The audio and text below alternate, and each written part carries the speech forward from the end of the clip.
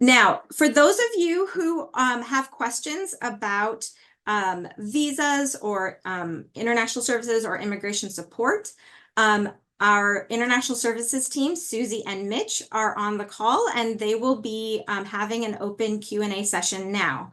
For those of you who who may not have questions, you are welcome to take a break now. We will all gather in about an hour for the next part of the program. So thank you so much, and I will turn it over to Susie and Mitch. Hello, everyone. I'll give people a chance to sign off if you're not staying, but those of you who are non-US persons who may need assistance with visas or immigration to be in the US as a postdoc, if you're here as an F1 student and would need to transfer, then feel free to stay on, and we're here to answer questions. So just a little bit more detail of overview. Individuals who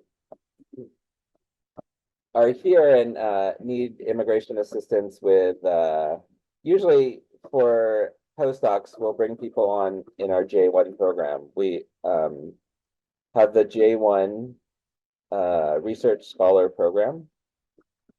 So that's the main program that we use for bringing international folks to the Institute. And let me, Mitch, I'm going to let you know that there's a question in the chat. So the question is... let me step back because I forgot to introduce ourselves. I'm Mitchell Furamoto, and I'm the manager of international services. And we have Susie. Do you want to say hello, Susie? Unmute. Sorry about that. My name is Susie Bolor, and I'm part of Otis International Services, working with Mitch, and we're here to help you if you have any immigrations and visa issues. Oh, yeah. Okay. So yeah, I see the question. Do you want to read it, or I can read it, Nisha? Either way. I can read it. Okay.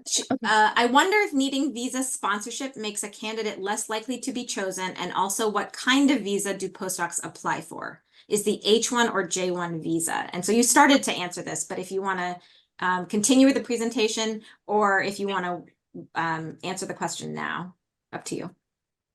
Yeah, that's fine. So yeah, that's a great question. And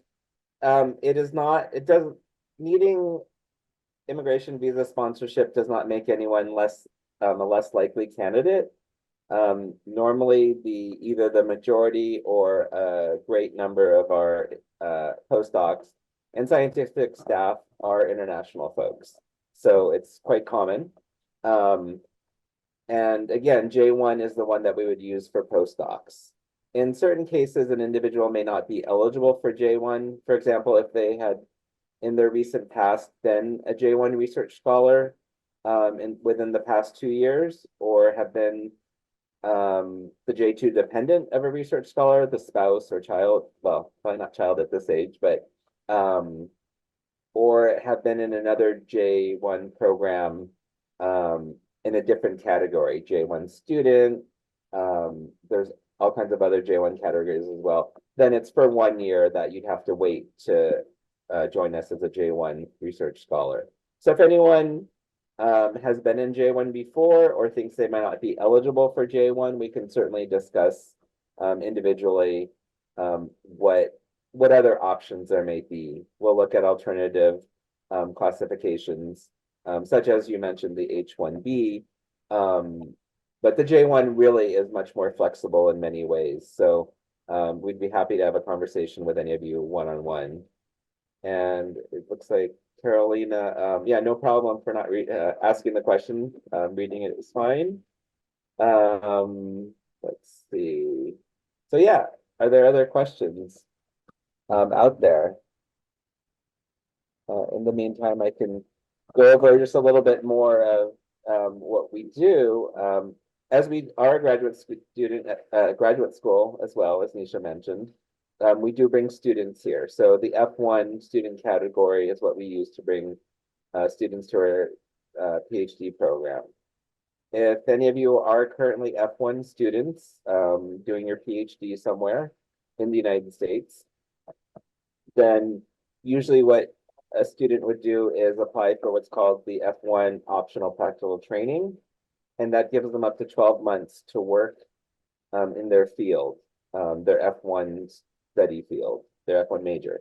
So that's quite common. We'll bring students or students will start working with us at SVP under their F1 OPT. And what they do is they'll work with their school to apply with U.S. Citizenship and Immigration Services, USCIS. And that usually takes about 2 to 3, maybe 4 months. So be sure to plan ahead before your graduation, before your completion of your PhD. That gives you blanket authorization pretty much to work within your field for up to 12 months. And so we'll usually start people off with that. That doesn't require any sponsorship from us. Just the person will need their employment authorization document card, their EAD card for OPT. That's for 12 months.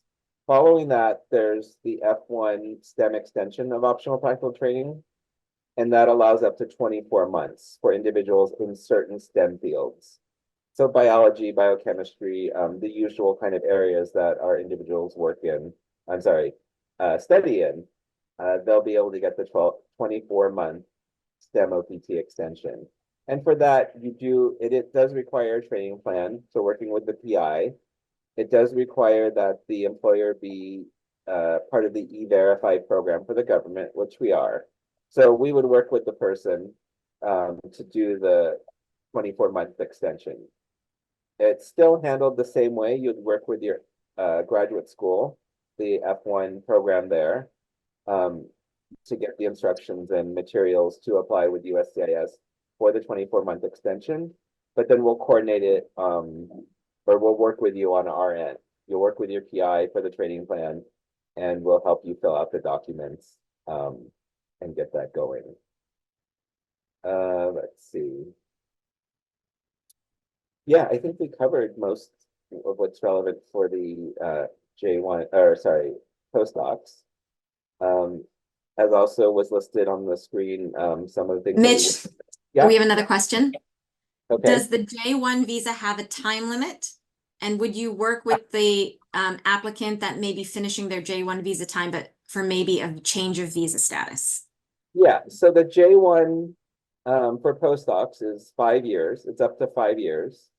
Some institutions will issue the form. Sorry, let me back up a little bit. We will issue what's called the form DS-2019, which is the eligibility certificate or document to be able to apply for a J1 visa. Or if you're from Canada, you'd be able to enter the country with our document DS-2019. We will issue that for up to 5 years. That's the maximum length of the J1 research scholar category. At some institutions, some universities, they'll do it maybe on a annual basis, depending on if there's a postdoc contract or agreement that's for 1 year at a time. At SBP, we usually do not have an end date attached to most postdocs, a fixed end date. I think we're looking at 5 years as a general kind of time that a postdoc might be here, but there's no kind of set agreement for a certain amount of time necessarily. So it's pretty flexible usually. We'll issue the DS-2019 for 5 years. And as I said, in some cases, if the offer is only made for maximum 2 years or whatnot, we'll do it just for the 2 years. And that may be if the PI has limited funding and maybe not expecting to get more funding, or they want you to work on a specific project that they don't expect to last more than 2 years or whatnot. But generally, we'll do the full 5 years. And if anyone had questions about how long visas are issued for, so the visa issued by the U.S. consulate or embassy to come to the United States can also be up to 5 years from issuance, but it also depends on the agreement between the United States and your country of citizenship, and certain other factors. Sometimes it's limited to 1 year or 2 years. even if the DS-19 is issued for 5 years. But in most cases, it's issued for up to 5 years, which is great because then you can travel back and forth without having to go back and get to the consulate to get a new visa. Hope I answered the question. And feel free, yeah, to show your face or to unmute and just ask questions if you have them. As I was mentioning, one of the things that we work with are when individuals are here, for example, in J1 status and want to travel, we'll help them make sure that they have everything in place to return to the United States. So make sure they have the valid passport, visa, signatures on the documents for re-entry is important for J1s. Nothing too difficult or anything, but just we'll provide you with the information needed for that. Susie is also our tax expert. So if you're an international person, she'll be helping you get set up with, it's called Glacier, and that's for international taxes, tax treaties, and all of that. Do you want to explain more, or Susie, or just, yeah. And she also does the taxes for the Institute International Taxes. So she's our resident tax guru. Unmute Susie. Sorry about that. I keep forgetting that I'm mute button.